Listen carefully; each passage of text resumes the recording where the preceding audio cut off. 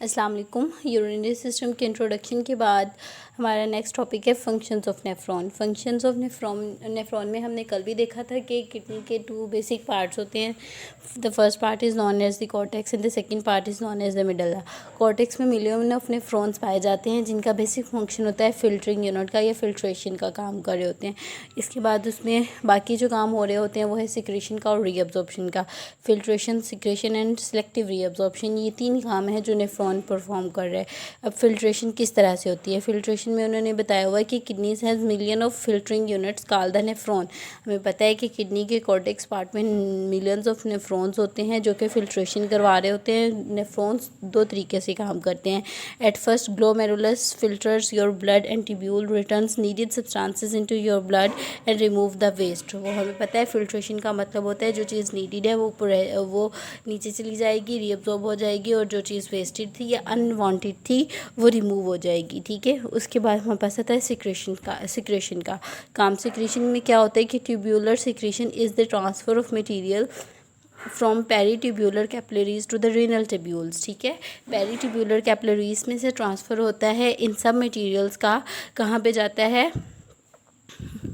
Renal tubules के अंदर। ठीक है, आइदर बाय एक्टिव और पैसिव डिफ्यूजन। एक्टिव डिफ्यूजन का क्या होता है कि movement of molecule by using the energy, और पैसिव डिफ्यूजन में होता है कि movement of molecule from the area of high concentration to the area of lower concentration. Active में होता है from the area of lower concentration to the area of high concentration. उसके बाद हमें पास आता है रीअब्जॉर्प्शन। रीअब्जॉर्प्शन में क्या होता है? It takes place mainly in the proximal convoluted tubule of the nephron. ठीक है, रीअब्जॉर्प्शन हो सकती है वाटर की भी, सॉल्ट्स की भी, इसके अलावा शुगर की भी और सॉल्ट्स की भी। जितने भी ऑर्गेनिक और इनऑर्गेनिक आयंस हैं उनकी किसी भी चीज़ की रीअब्जॉर्प्शन हो सकती है जो कि हमारी बॉडी के लिए वांटेड है या नीडेड है।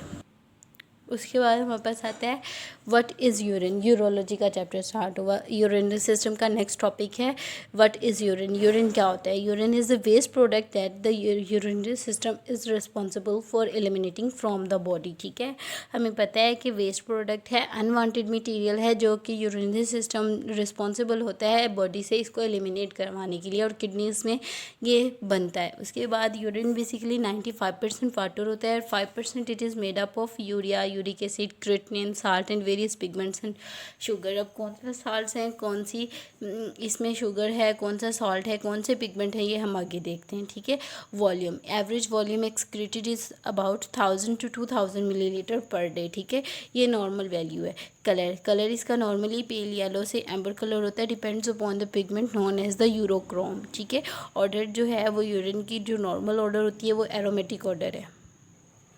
ऑर्डर के बाद हमारे पास आता है ट्रांसपेरेंसी। ट्रांसपेरेंसी नॉर्मली क्लियर होता है, ट्रांसपेरेंट होता है। पीएच इसकी वेरी करती है 4.8 से स्लाइटली एसिडिक से बेसिक पीएच तक। तो बेसिक भी इतनी ज़्यादा नहीं होती, बस नॉर्मल पीएच होती है, न्यूट्रल पीएच तक। ठीक है, यूजली एसिडिक होती है, पीएच इसकी 6.6 तक। मेडिकल यूजेस में हमें पता है कि डायग्नोस्टिक यूजेस के लिए यूज़ होता है, एग्जामिनेशन पर्पस के लिए, ड्रग टेस्टिंग के लिए यूज़ होता है, और इसके अलावा urine is the primary method urination is the primary method for excreting the toxin and drug from the body. ठीक है, ड्रग्स की एक्सक्रीशन यूरिन के थ्रू भी हो सकती है, और इसके अलावा टॉक्सिन्स की सिक्रेशंस भी यूरिन के थ्रू होती है। ये इसके थे मेडिकल यूजेस। इसके अलावा अदर यूजेस में हमें पता है कि एज अ फर्टिलाइज़र यूज़ हो रहा होता है। उसके बाद हमारे पास आती है कंपोजिशन कि नॉर्मली यूरिन के अंदर क्या क्या चीज़ें प्रेजेंट होती हैं। सबसे पहले इसमें ऑर्गेनिक सब्सटेंसेस प्रेजेंट होती हैं। ऑर्गेनिक सब्सटेंसेस में आता है urea, uric acid, creatinine present होती है, क्रिएटिन प्रेजेंट होती है। क्रिएटिन बायोमार्कर है आरएफटी का, रीनल फंक्शन टेस्ट का। ठीक है, उसके बाद हमें पास आते हैं ammonia, hippuric acid, oxalic acid, amino acid, allantoin, enzymes, hormones and vitamin. ये इसकी नॉर्मल कंपोजिशन है यूरिन की।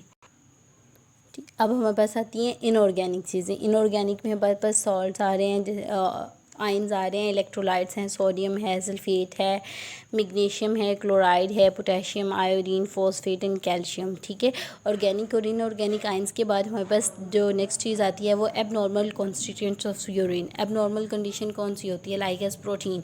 अगर यूरिन के अंदर प्रोटीन हो तो उस कंडीशन को हम कहते हैं प्रोटीन यूरिया। एल्ब्यूमिन या ग्लोब्यूलिन प्रोटीन होती है। शुगर की प्रेजेंस तब होगी जब पेशेंट डायबिटिक होगा। ठीक है, ग्लूकोज भी हो सकती है, फ्रक्टोज भी हो सकती है, लैक्टोज भी हो सकती सकती है, ग्लैक्टोज भी हो सकती है, पेंटोज भी हो सकती है। अगर यूरिन के अंदर ब्लड होगा तो हम उसे कहेंगे हीमाटोरिया, ठीक है। हीमाटोरिया भी एबनॉर्मल, ये सारे हम एबनॉर्मल फिजियोलॉजिकल कंडीशंस देख रहे हैं।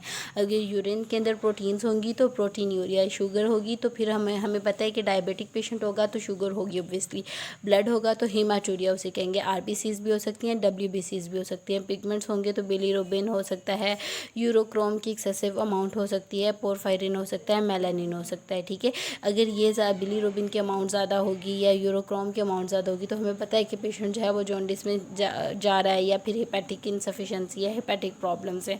पस सेल्स है ये, तो ये भी इसका मतलब है कि बॉडी के अंदर कोई इन्फेक्शन हो चुका है, ठीक है। रेनल कैलकुलाई है तो कोई स्टोन्स फॉर्मेशन हुई है। माइक्रोब्स है, नॉर्मली यूरिन वो वाहिद सब्सटेंस है यूरिन और ब्लड जो कि माइक्रोब फ्री होता है।